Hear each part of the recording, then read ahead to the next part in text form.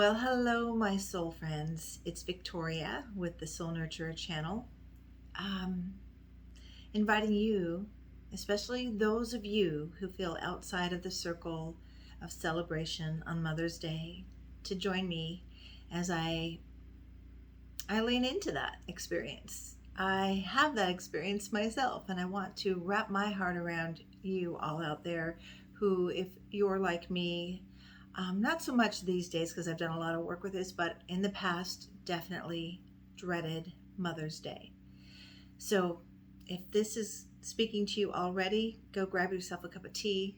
Um, take this time for you to sit with me. And if it doesn't relate to you, perhaps it speaks to someone you know. And my intention here is to reach out to motherless daughters, childless women, um, women, and I'm saying women, it could be men too, but primarily my clients and my viewers are women, and I speak from the feminine perspective. But child, you know, um, motherless adults, um, those who are estranged from their mothers, grieving mothers, including mothers who whose child died before birth and after birth, and anyone who feels outside of the circle of celebration. Can you even relate to that? Well, if you do, please stick around. And if this is your first time visiting, please do like and comment and subscribe. This is kind of becoming an eclectic channel. My original intention, honestly, was to expand my practice as a soul guide, as a transformational hypnotherapist, as a Jungian based spiritual director, to expand my outreach to support others and with my tools. And my tools are soul work, dream work, guided imagery, all kinds of, subconscious directed modalities like NLP. Basically, it's this in a nutshell. My role, my mission, is to support all of us in reclaiming our soul potential, nurturing that potential into possibilities. Okay, if you want more information, visit my website, www.victoriajazwick.com. You can also request a free 20-minute consultation. And I know lately a lot of people have been wanting a peek at their astrology charts, their what I call a soul chart, and I'm happy to do that. And my last video was on the lunar eclipse, and I still have some people to get back to. I've been doing a lot of these 20-minute free consultations, and it's fun for me, it's practice for me. I love to support others. So if you still haven't heard from me, I haven't forgotten you. I will get to you as soon as I can. So, all right. But thank you. I want to say thank you for all the many new subscribers. And to be clear, this is not an astrology channel. I use astrology as a tool. I put it in the soul work category. Let's just say that.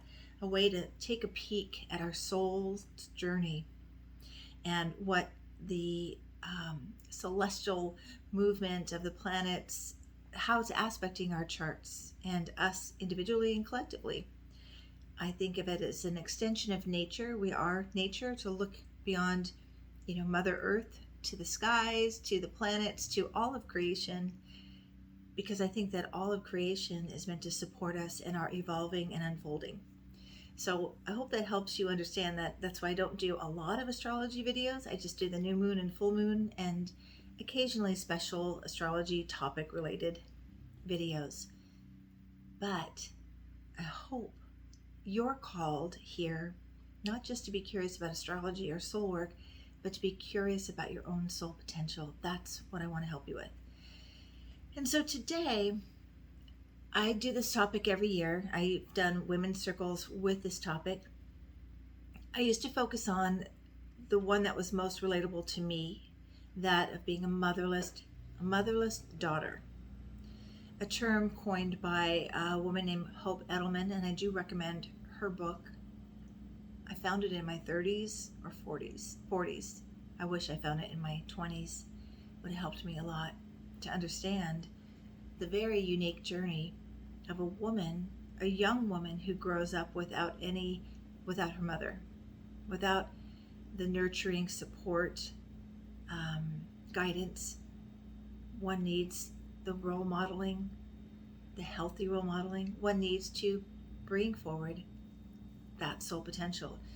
And there's no accident that I do what I do.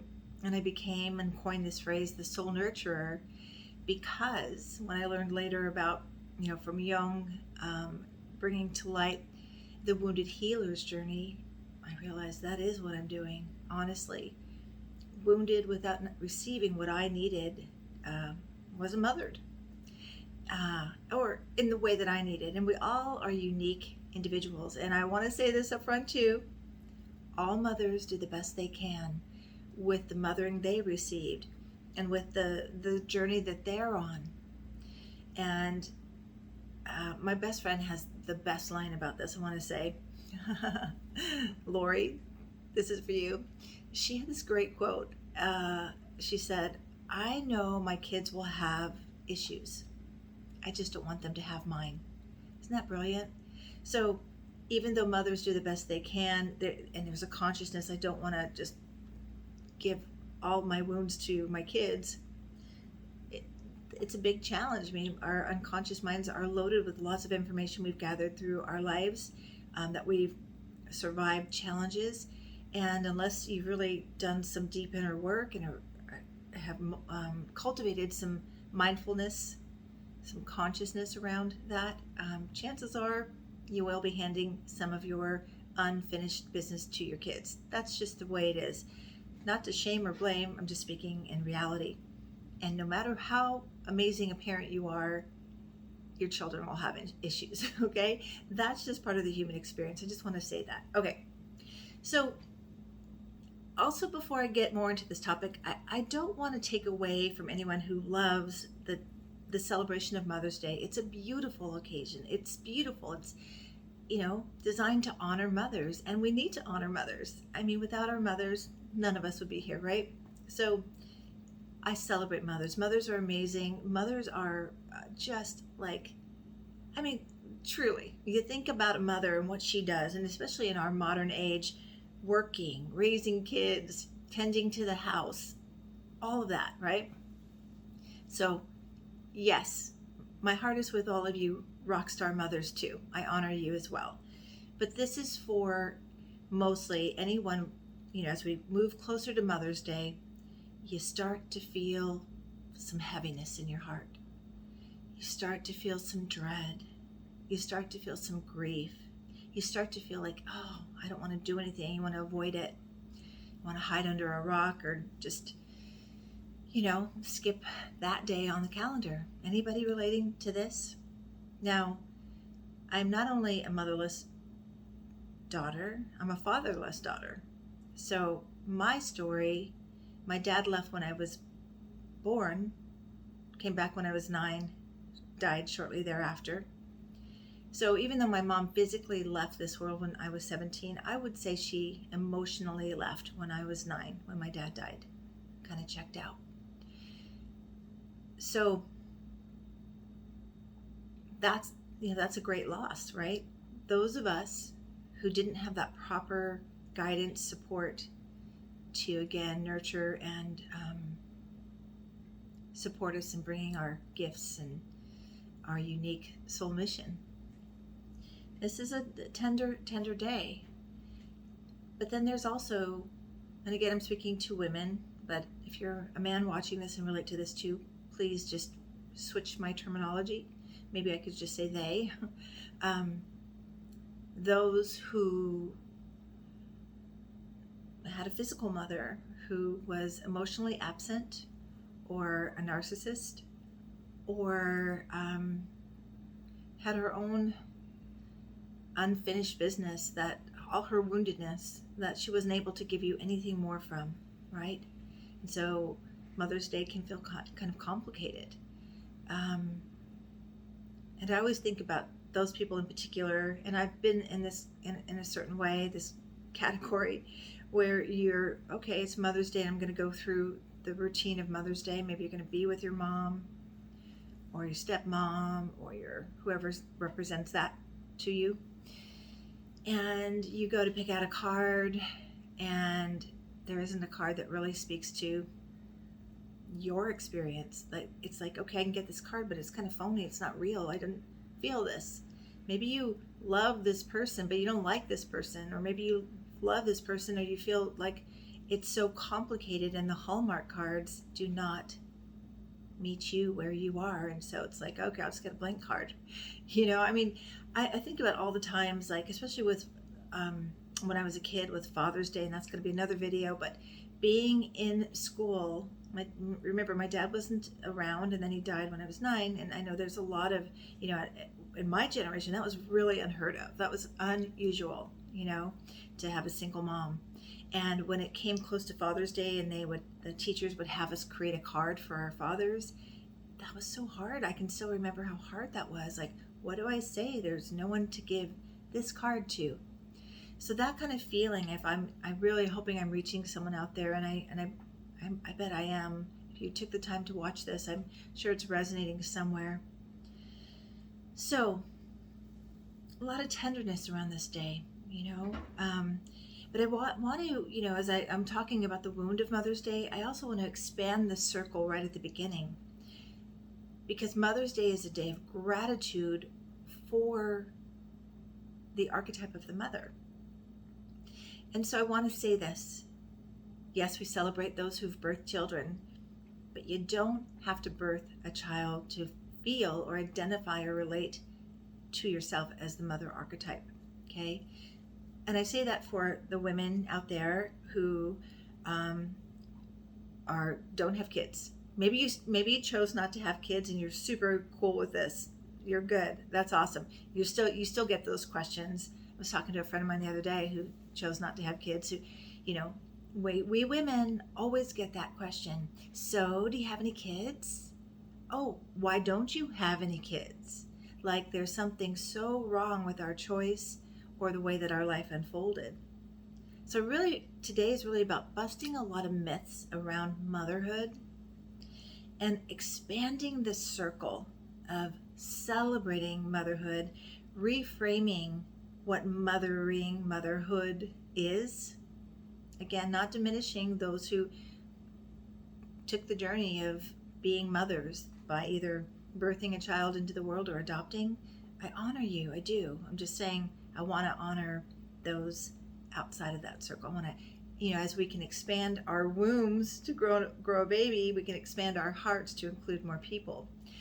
So those of us who, and I am one of them, I actually fall under the category of wanting children. Since I was a kid, I thought for sure I'd be a mother. That is not the way my life went. And so for those of you who wanted kids and are now maybe beyond the age of being a mother, or birthing a child in, you can still adopt, of course, but for me, I wanted to birth a child. And so I say to you, you cannot skip the step of grief and taking the time to honor the desire and the grief of not becoming a mother. So grief is really important for all of you that I'm speaking to. The motherless daughter, the childless woman, those estranged from their mothers, and the grieving mothers. Again, those whose child died either before birth or after birth. So that's a hard one too, for especially mothers who have, my sister is one of them. She birthed 5 babies. Okay, here I go. I knew I'd be getting my tears at some point. And when my niece died, she was still a mother of 5.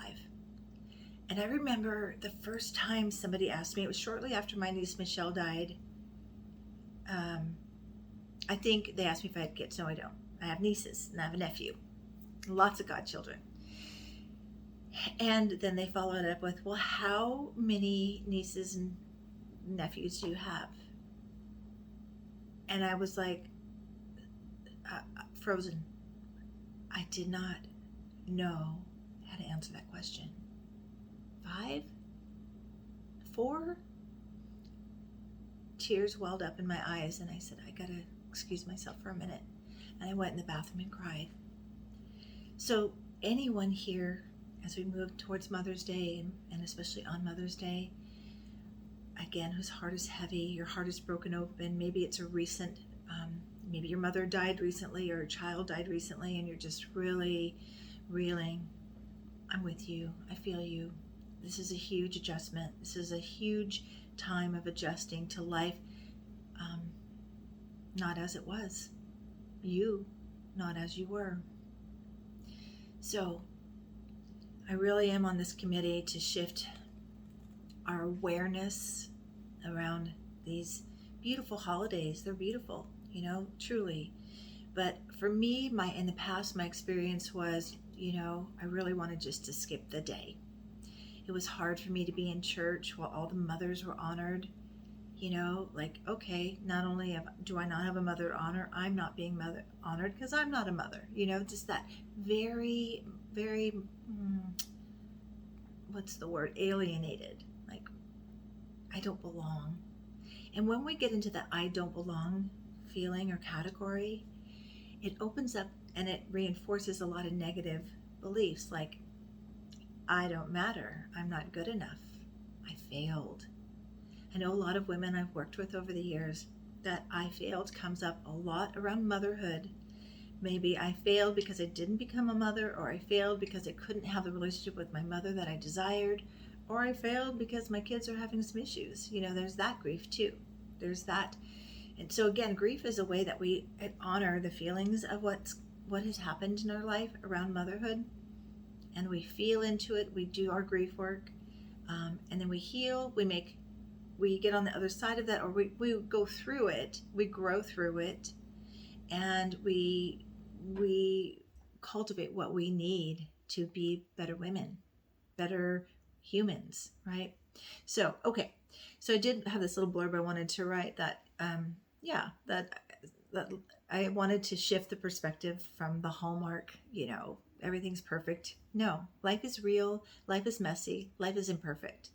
And all of us are doing the best we can, and especially mamas, I said that already. So let's honor our mothers and honor ourselves as mother, because this is the healing now I'm getting into.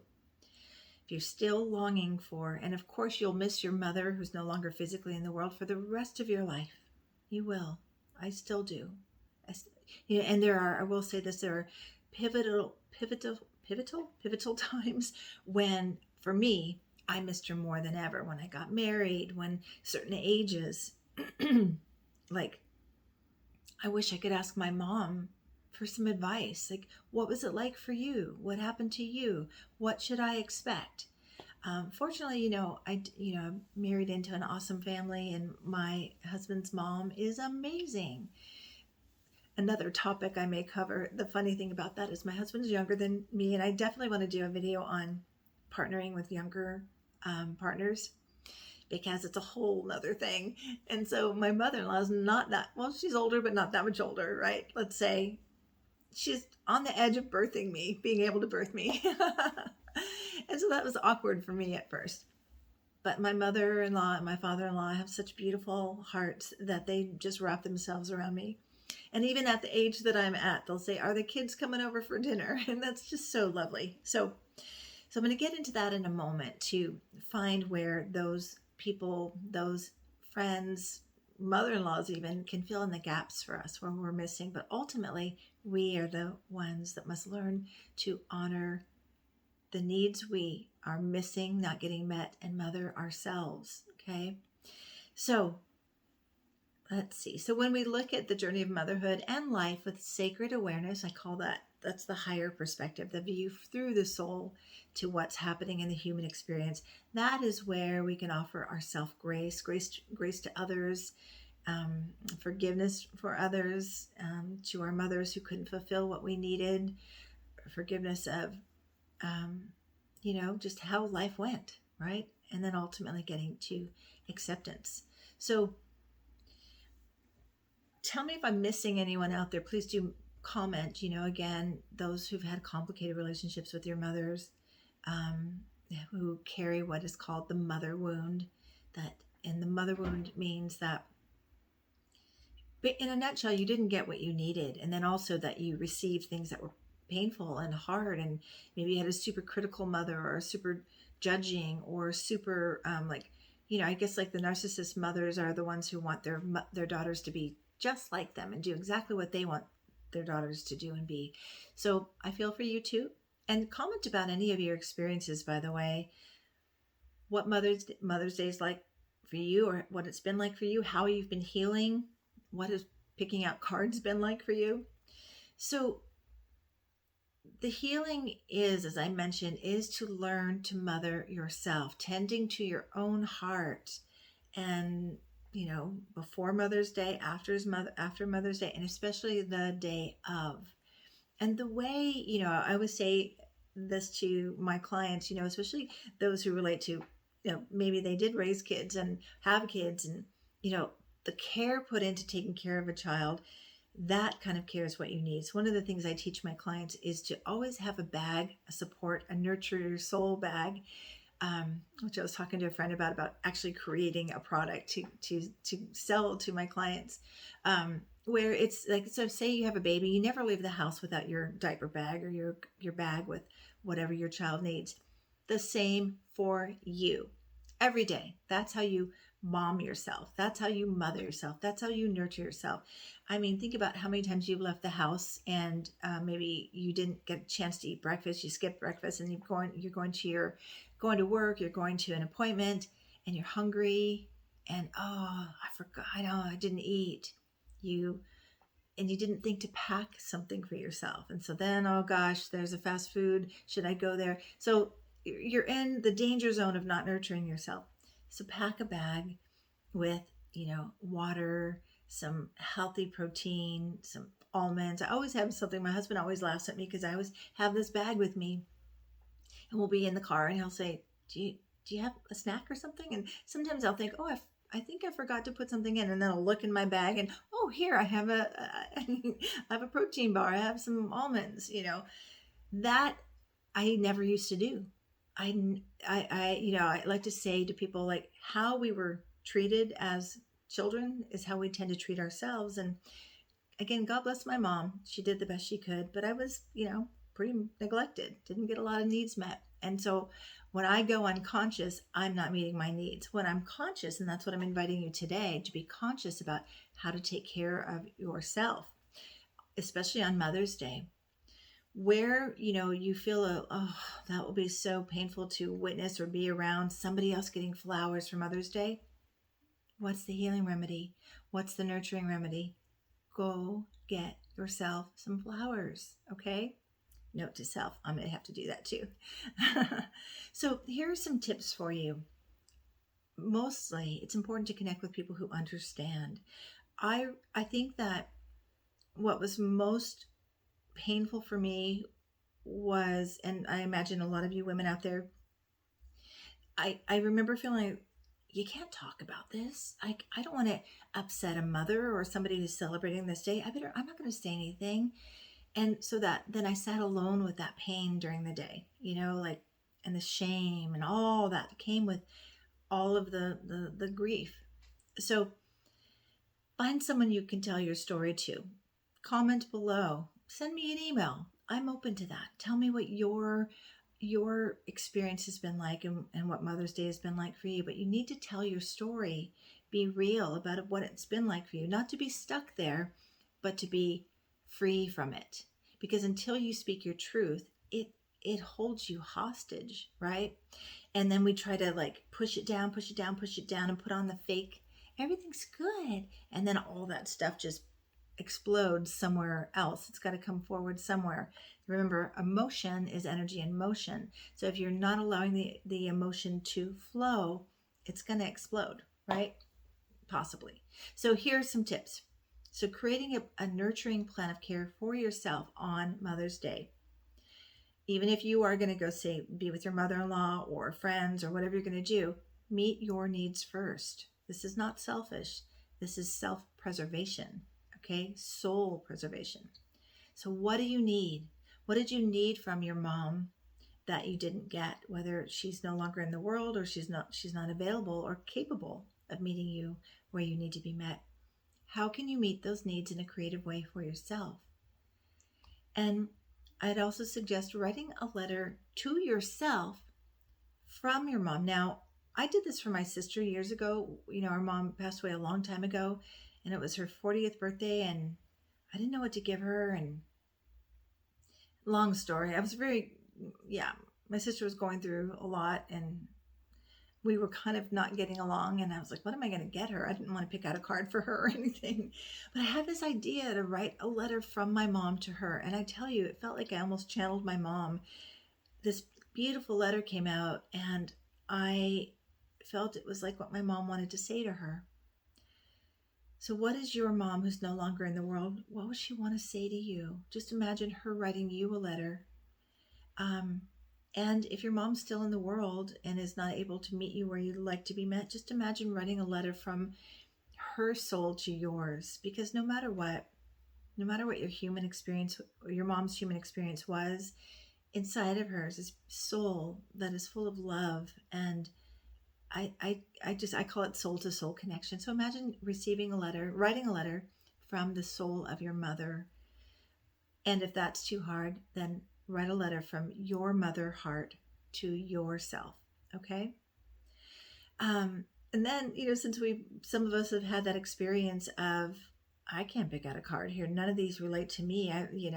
Like, where's the one I could write that, the card that says, I'm working on loving you. I'm in therapy now. I don't know. I was thinking about this the other day, and I had all these funny little card like sayings. I said, write it down, and I didn't, but I was cracking myself up.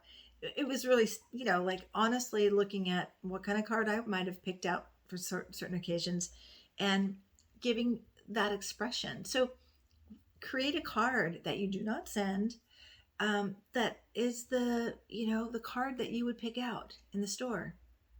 Be honest. Now, this is not that you're going to live here. You're going to express it, and you're going to move beyond it. Okay. Because we can't skip this step. So honor. Yeah. Write out a card, right? That you would think about, that would be the card I'd give. That is honest for me. Okay. How you really feel, honor how you really feel.